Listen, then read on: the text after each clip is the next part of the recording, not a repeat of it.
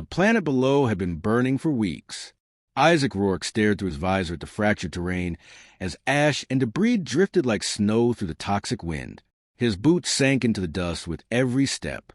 The war had ended, but the scars were fresh, and the dying screams of cities still echoed across satellite feeds. No one was supposed to be alive here. Not after orbital cleansing, not after nerve bombs and atmospheric collapse. Still, his scanner chirped faintly. He adjusted the device strapped to his wrist.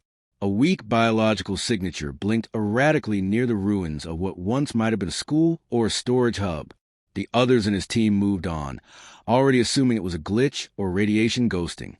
He didn't. Isaac never had the luxury of assuming the worst. Every rescue started where certainty ended. Pushing aside a half-collapsed wall, he descended into the rubble. The signature grew stronger. Humanoid. Barely. The air was a blend of sulfur, carbon, and despair. He moved slowly, cautiously, and then he saw her. A figure. Thin, trembling, curled protectively around three smaller bodies. Her skin was a mix of charred slate and sickly green, scaled and cracked from dehydration. The children beneath her barely moved. He froze. Not because of fear, though her species was known across the stars for their hostility, but because of what he saw in her eyes.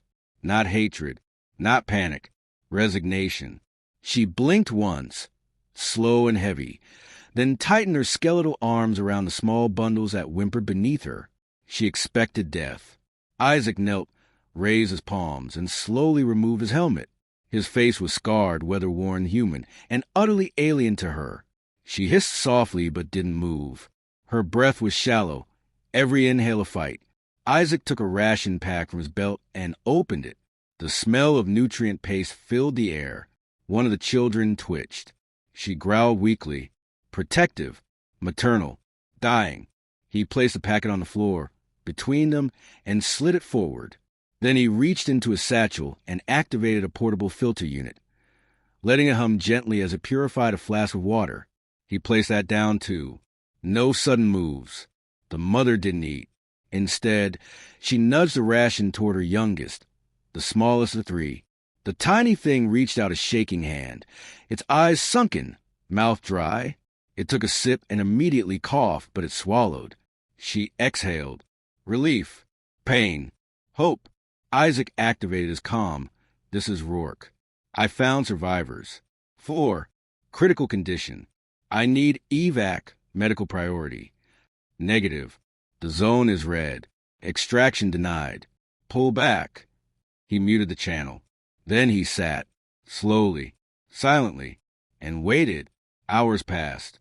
He rationed his supplies, giving water drop by drop, food in spoonfuls. The children became more alert. The mother watched his every movement, like a predator on its last breath. By the third hour, she whispered something.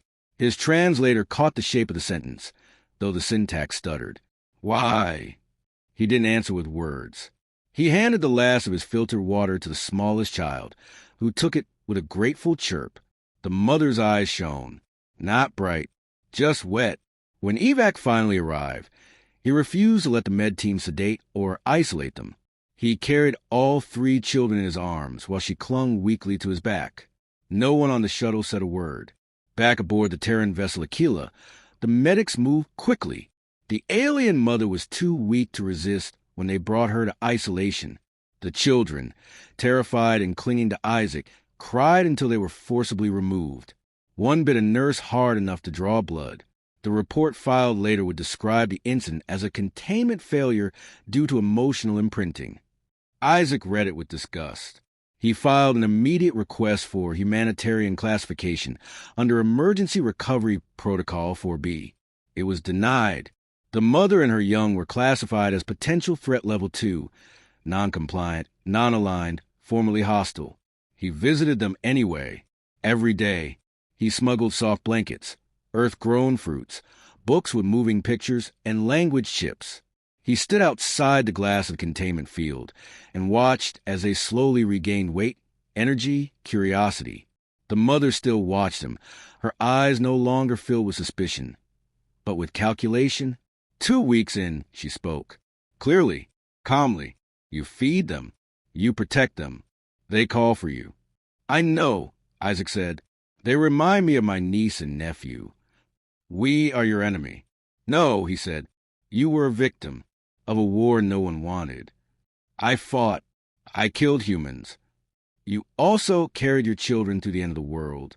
You're not the first mother to do terrible things to survive. She lowered her head, not in shame, but perhaps something close to surrender. My name is Carillion, she said. Isaac. From that day, she let him feed them directly. He learned their names. The oldest was Drav, curious, defiant, often biting wires. The middle child, Ree, was calm and quiet, always watching. The youngest, Nick, was a bundle of chaos and noise. When Isaac entered the room, Nick would sprint forward and jump, every time. By the end of the third week, Carillion allowed the barrier to be deactivated during supervised sessions. The medical staff complained. Isaac ignored them. The children mimicked his words now. Thank you. More. Dad. That last word wasn't taught. It came from Nick one day as Isaac lifted him up after fall. The tiny alien clung to his chest, let out a trill, and mumbled "Da." The other two repeated it soon after. Carillion stiffened, said nothing. Later, she asked, "What does it mean?" Isaac hesitated. It means father, in human tongue. They think you are theirs. He didn't argue, didn't correct, just sat beside her and handed her a container of warm broth. I lost their real father in the bombardment, she said, staring into the cup. He told me to run. I thought we'd be together again in the stars. Instead, I buried him in a crater. Isaac said nothing. There was nothing to say. A week later, orders came down. The children and their mother were to be transferred to an off-site research facility. Too dangerous. Too unknown. Isaac appealed the decision to his CEO, to the medical board, even to a civilian ethics committee. All denied. He acted alone. He falsified clearance, bypassed protocols, and moved them to his private quarters aboard Aquila. He rerouted surveillance, reprogrammed the cleaning bots, hid their biometric signatures inside medical dummies. It worked. For a while, Carillion didn't thank him. She only said, "This is dangerous for you." I know. They will strip your rank. Maybe they may kill you. He smiled. I've been through worse. One night, after the triplets fell asleep inside a nest of blankets and stuffed synth animals, Carillion sat beside him at the small dining unit. She looked at the dim stars through the viewport and said, "Your species is strange." How so? You destroy worlds, yet you protect children that aren't your own. Not all of us destroy, he said. Some of us build. I was taught that humans are savages. I was taught your kind eat their own. I have never tasted flesh that could speak. He laughed. She didn't. He looked at her, quiet. You ever wonder why the galaxy fears us? I thought I knew. The trial lasted 6 days. The prosecution built its case with clinical precision, unauthorized biological contact, tampering with fleet systems, endangering the lives of crew. They referred to Carillion and her children by case numbers, never names. They projected images of war, burned colonies, and mass graves, implying species like hers had earned no clemency. When Isaac finally spoke in his defense, he didn't plead. He simply listed what he had done, why, and who he had done it for. The tribunal reached a verdict in under an hour. Dishonorable discharge, immediate detainment, transfer to penal colony on Titan for sentencing. Public outrage began within the hour. The footage of Isaac reading to the children spread like wildfire. A grainy clip of Nick whispering "Dad" as soldiers tore him away from Isaac brought the Corps to tears. Earth politicians issued cautious statements. Humanitarian groups protested. Soldiers on multiple fleets wore black armbands in solidarity. The children were no longer unknowns. They were the face of innocence in the aftermath of brutality. Isaac had become a symbol, not of rebellion, of something older, something harder to extinguish. Compassion. The tribunal, under pressure, issued a revision, custody hearing. He was still confined to quarters, under armed watch. but he was allowed to attend a hearing via secure link. Carillion sat in a sterile white room with the 3 children beside her. They looked older, stronger. The doctors had done good work. But it wasn't medicine that made them brighter. It was proximity to safety, familiarity, love. An interspecies custody board, human, Tlaxon, Gorthry, and 2 neutral synth arbitrators, presided. The opening question went to Carillion. Do you understand what is being asked of you? I do. Do you acknowledge the human Rourke as a guardian to your offspring? I do. Voluntarily? Yes. The next question should have been rhetorical, but the board asked it anyway. Why? She looked directly into the lens. He didn't rescue us for reward. He didn't ask for anything. He simply gave, even when it endangered him. My offspring know him. Trust him. So do I. There was a pause. The Gorthry representative grunted. You are the Varnathi species. Your kind historically devours enemy young during war. That is your biology. That is a myth, she said. Propaganda. Like the myth that humans are incapable of empathy. No further questions were asked. The board recessed. A day later, a decision was delivered. Joint custody under Terran oversight. Isaac would be released into a non-military civic unit. Stripped of rank but not convicted of a crime. The family would remain under observation for 5 years, with monthly psychological and cross-cultural assessments. He was released from confinement that night. The door to the observation chamber opened. Carillion stood, not moving. The triplets rushed first. Drav tackled his leg. Wrapped both arms around his waist. Nick climbed him like a vine and buried his head into Isaac's shoulder, letting out a high-pitched chirr. Carillion approached slowly. They locked eyes. No words. They simply sat together on the floor, limbs tangled, family reformed. They were given quarters on New Geneva, a Terran colony world near the core. Clean, neutral, full of artificial lakes and parks designed for interspecies diplomacy. They were not the only family of mixed kind there, but they were the most watched. The media still followed them.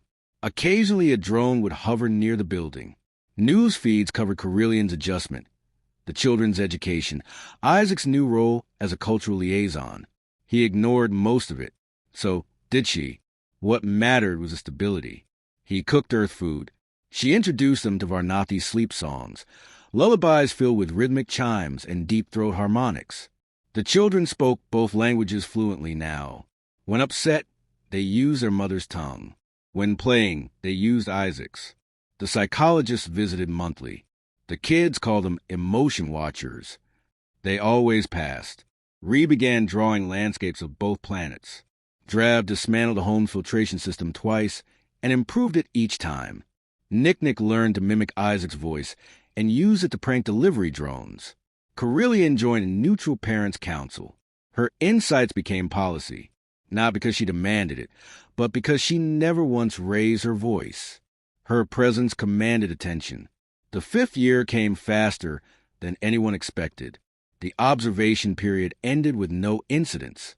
The board issued its final recommendation: permanent civilian classification, mixed heritage unit classified as stable. No restrictions recommended. They were free. For a time, the world grew quiet. Then a message arrived. Not public, not diplomatic, not expected. It was a request from the Varnathi Restoration Assembly. The war had ended, but reconstruction was slow. Leadership was fragmented. The Assembly had seen the footage, read the reports, analyzed Carillion's transition and her children's adaptation to human culture. They offered Carillion a seat on their transitional council, not just as a voice for survivors, but as a bridge between worlds. She accepted on one condition. Her family came with her. Isaac hesitated. Earth was safe. The Varnathi systems were still unstable, fractured, and occasionally violent. But when he looked at the children, older, confident, curious, and Carillion's calm certainty, he understood. Safety wasn't the goal. Legacy was. They arrived on Koresh 3 during monsoon season. The sky burned orange, and the air smelled of copper and life. The cities had changed since Isaac's first visit. Towers rebuilt, scars covered, but the ground still held memory. Carillion's presence shook the assembly, a mother who had survived the orbital purge, a warrior who hadn't broken, a matron who called a human partner. She didn't speak often, but when she did, the room listened. She proposed educational reforms, cultural integrations, trade pacts, and she never hid her family. Isaac spoke at forums, not as an ambassador, but as a father. He shared stories of sleepless nights, of learning Varnathi food schedules, of how hard it was to get 3 alien toddlers to brush teeth they didn't technically have. He became legend. One night, after a council meeting ran long, Carillion and Isaac walked through the halls together. He asked, "Do they still hate us?" She replied, "Some, but fewer each cycle. Do you?" "No," she said. "I did. Then I met you.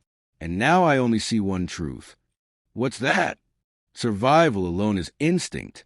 But building something new, that's choice." The children enrolled in local academies. They became symbols, proof that integration wasn't just theory. Ree won a planetary art award for a depiction of 2 cradles under twin moons, one Earth-style, one Varnathi. Drav was recruited by a tech institute at 10 for designing a portable water-to-energy converter. Nick became the youngest bilingual host of a children's holoshow about mixed-species families. Change followed them.